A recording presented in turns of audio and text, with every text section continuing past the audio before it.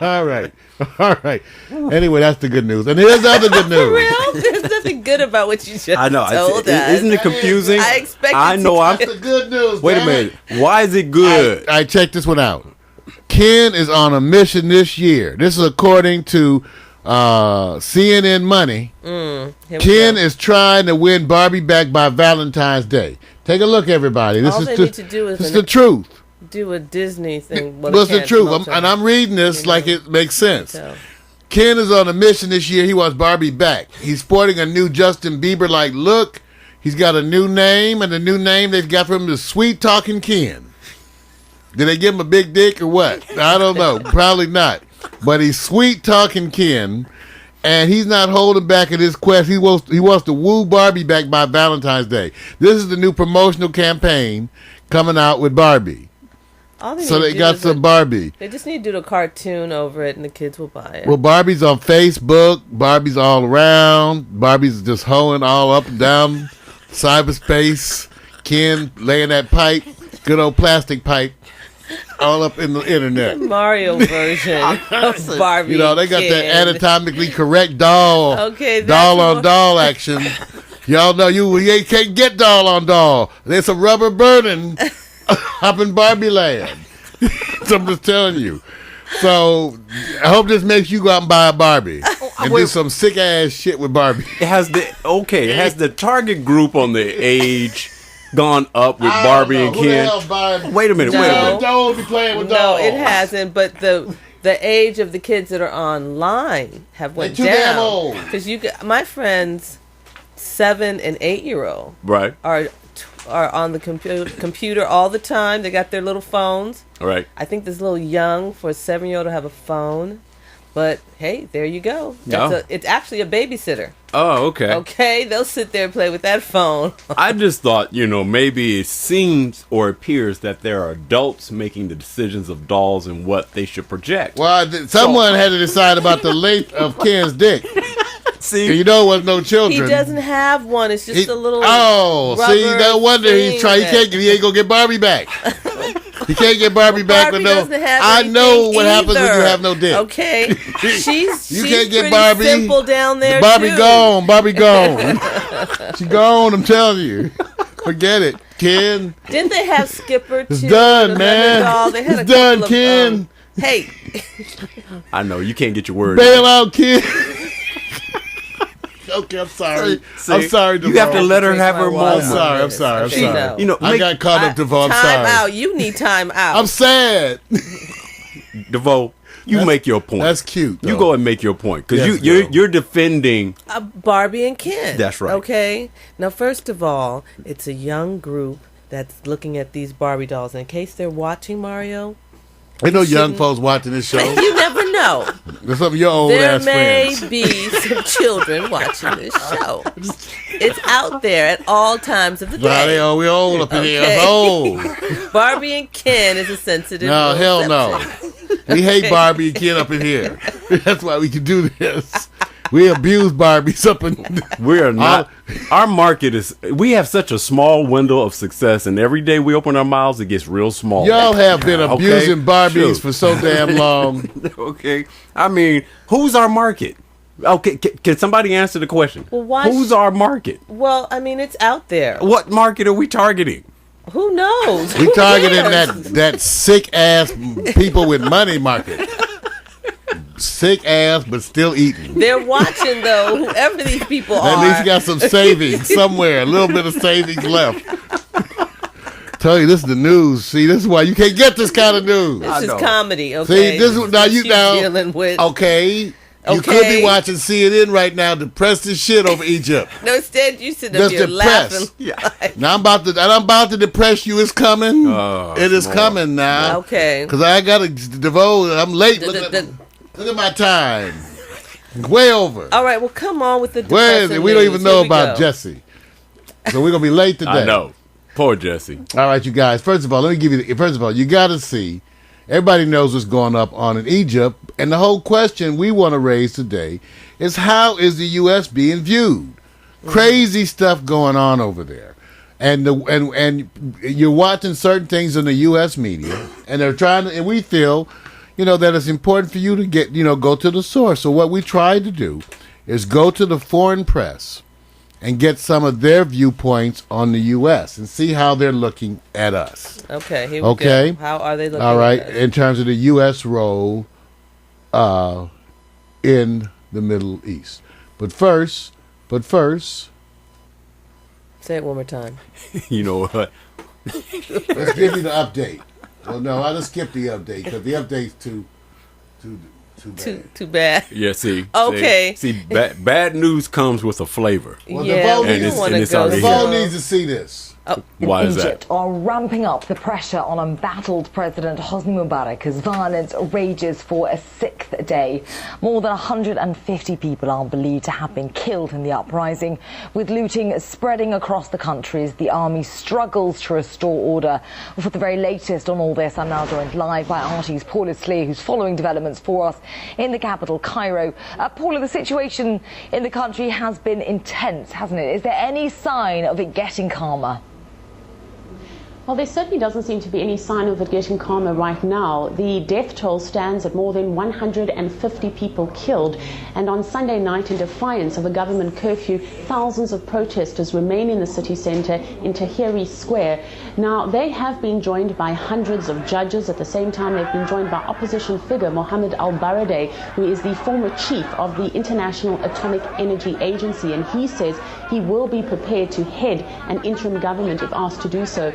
I spent most of Sunday at Tahrir Square, and I can tell you that the mood there is very volatile. We were busy interviewing people, and within seconds the mood changed from talking to one of anger, and we ran to the car. We jumped in the car, and people were banging on the windows and hammering on the car as we tried to get away. So that situation there, very, very volatile.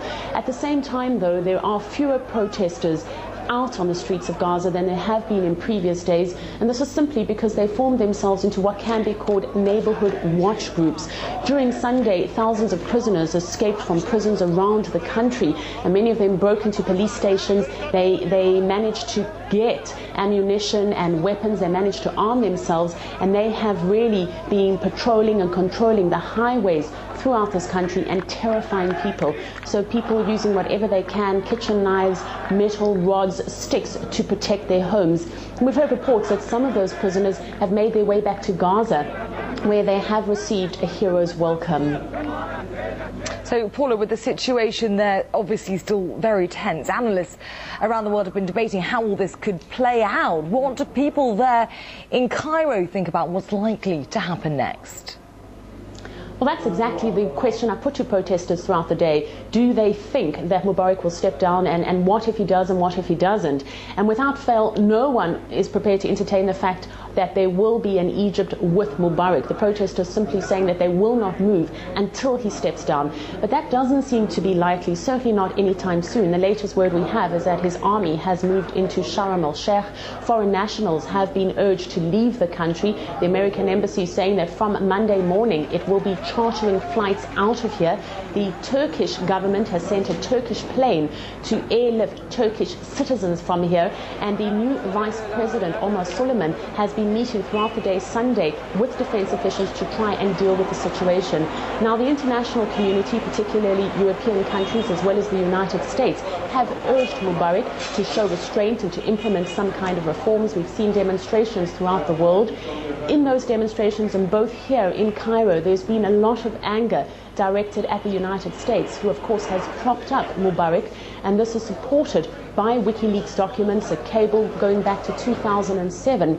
But interestingly enough, that cable also talks about the fact that while the United States has supported Mubarak, it also in private supported opposition leaders. So the United States is playing a game of double standards Wikileaks. here. The big question on everyone's mind is whether US or not playing both these sides. protests will result in the same way they resulted in Tunisia with the overthrow of the president. That's the but conspiracy. It is still too soon to say whether Mubarak himself will go. Okay. All right, see, so part of the conspiracy that there was alluded to here on Russian television is that the U.S. has been supporting the opposition, too.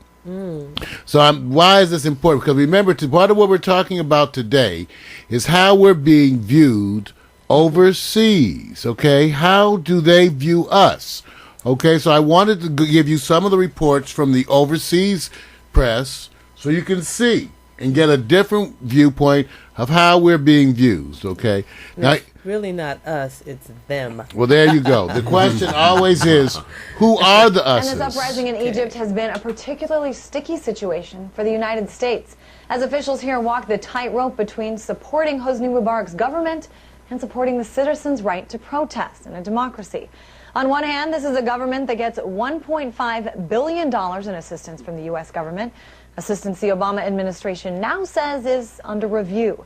As President Obama called for the Egyptian government to allow for freedom of speech and assembly, Mubarak's government has instead cut off cell service and internet.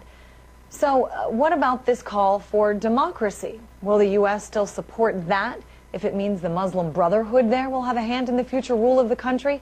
Investigative journalist Wayne Madsen is here.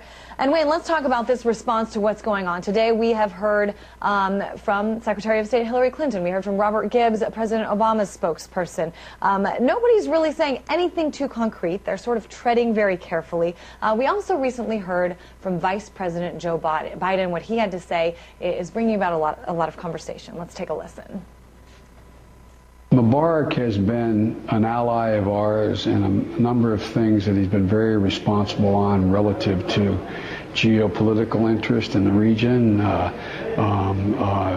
Middle East peace efforts, the actions Egypt has taken relative to normalizing relationship with Israel.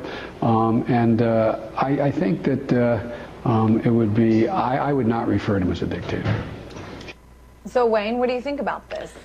Joe Biden's been around since the mid-'70s. He's obviously, as a senator, coddled a lot of dictators supported by the United States. I'm sure we can find photographs of Joe Biden shaking hands with Mobutu of Zaire and the Shah of Iran and a lot of these others.